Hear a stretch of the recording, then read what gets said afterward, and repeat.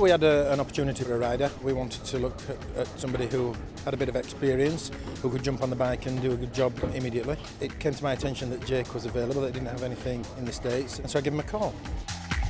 I'm pretty excited. I'd be more excited if the sun didn't start shining, but no, it's great. You know, it's been having a good time. Everybody's been really friendly.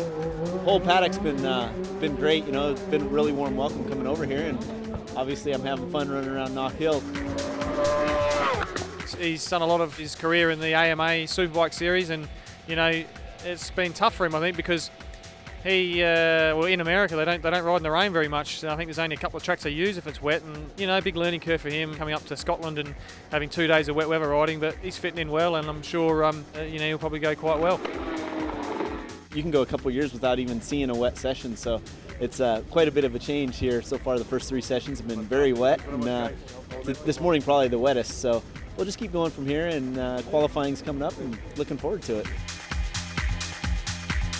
Knock Hill is a tricky circuit at the best of times, and obviously over the last couple of days it's been terrible conditions for Jake, and I think he's done a brilliant job so far getting to know the track in the weather that he's been presented with. You know, Knock Hill reminds me most of Infineon back home. It's got a lot of undulation up through the hills, and so it reminds me about the first half of the Infineon racetrack, and it's pretty good. You know, it's exciting, it's small, it's quick, but I'm looking forward to it. I think the action on the track should be really good.